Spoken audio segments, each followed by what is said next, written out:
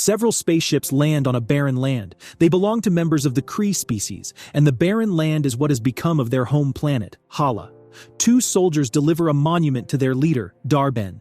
She breaks the structure open and retrieves a large bangle. She is disappointed to find only one and asks where the other half is. Nevertheless, she wears the bangle and pairs its power with her universal weapon. Thousands of miles away on Earth, Kamala Khan is seen wearing the other half. She is a typical teenager, popularly known as Miss Marvel. Kamala spends most of her time writing fictional super comics in which she and Captain Marvel are best friends. She idolizes Captain Marvel and wishes to meet her someday. Back in space, Captain Marvel/Carol Danvers is in her spaceship trying to retrieve the memories the Kree took from her when they kidnapped her a while back. She spends her time with Goose, a flurkin, a man-eating alien appearing as a cat. She gets a call from Nick Fury, who is at the Strategic Aerospace Biophysics and Exolinguistic Response (SABR) space station. Fury is hosting peace negotiations between the Skrull and the Kree empires. He informs Carol of a strange jump point anomaly near the ship. Carol follows the jump hole and lands in Hala, realizing that Dar-Benn is behind it. She suspects that Dar-Benn intends to sabotage the peaceful talks. Meanwhile, Monica Rambeau is fixing the spaceship when Fury mentions the anomaly. Monica Space jumps to the jump bridge, which projects lingering energy.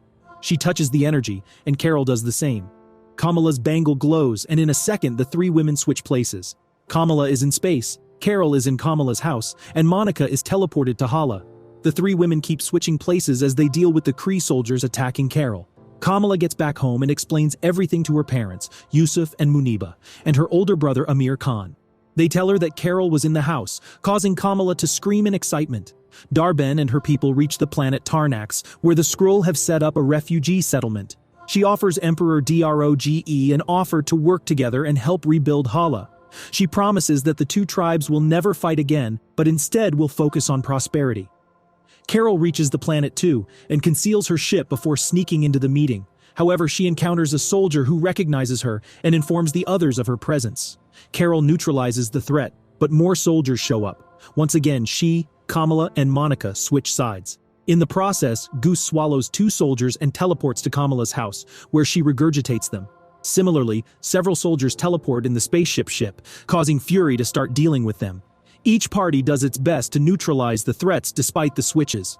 Eventually, everyone is back to where they belong. The intense fight on Earth leaves Kamala's house destroyed.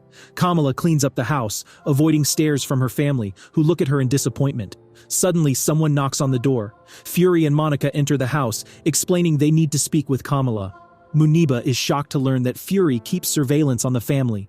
Monica explains that since Kamala is a human mutant with powers, she must be protected, hence the surveillance. All of this is really exciting for Kamala, who still can't believe she hasn't met Carol yet. Suddenly, Carol teleports into the room, switching with Kamala. She is delighted to see Monica, but the latter doesn't share the enthusiasm. Monica is Carol's best friend, Maria's daughter, but they separated when the latter was still a child. Monica has the ability to manipulate wavelengths of the electromagnetic spectrum. This means she can see and manipulate light energy, using it to fight and fix things. The group then talks about the anomaly that's causing the switch, deducing it happens each time they use their powers. Carol flies back to Tarnax, causing Kamala to plummet into Earth. Fury urges Monica to fly and save Kamala from imminent death. Luckily, she manages to get Kamala, but the two teleport to Dar-Benn while Carol gets back on Earth. Dar-Benn wears the bangle and wants to eliminate the two, but Carol steps in on time. She and Monica go after Dar-Benn, but she returns to grab Kamala, who cannot fly.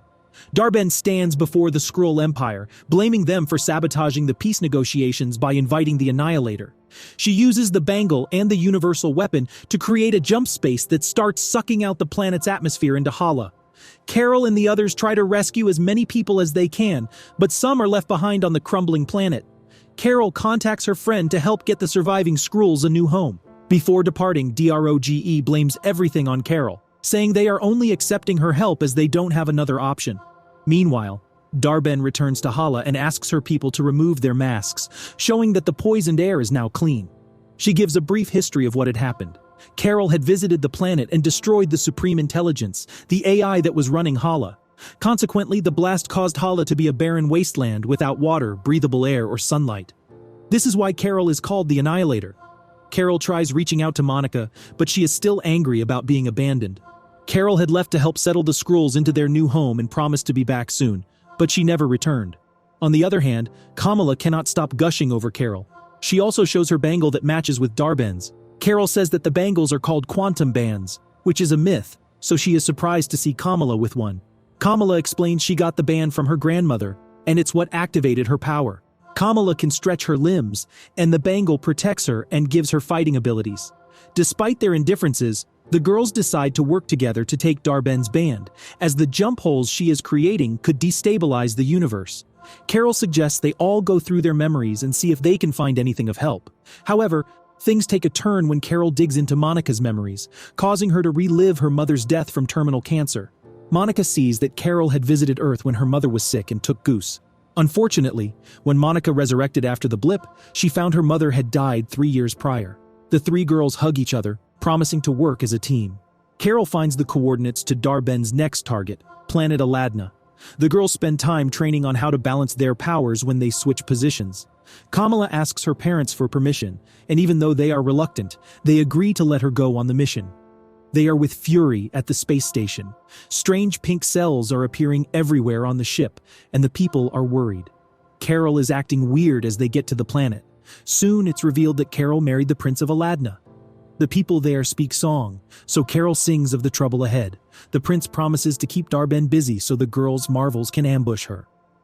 Soon, Dar-Benn arrives and demands that the prince bow to her. He refuses, and a fight ensues.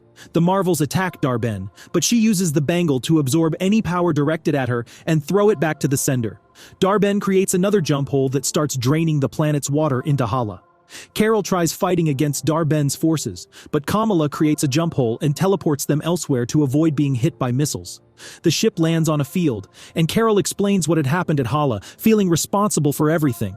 She thought that by destroying Supreme Intelligence, she would be freeing the Kree, but it backfired on her. Monica realizes this is the reason Carol never came back to Earth, as she thought she could fix it. Carol says that Dar-Benn is going after the places where she can get the best resources to sustain her planet. They decide to find Fury and warn him. Unfortunately, Dar-Benn creates another jump hole that destabilizes the spaceship. Fury stumbles upon Goose, who has been laying eggs, explaining the pink cells they have been finding all over. The eggs hatch at once and many cats fill the spaceship. Carol and her team reach the spaceship and find it in chaos. One cat swallows a man and Carol wants it to spit him out. However, Fury shares that the plan is to evacuate everyone by having them swallowed, as it's easier to transport cats than hundreds of people.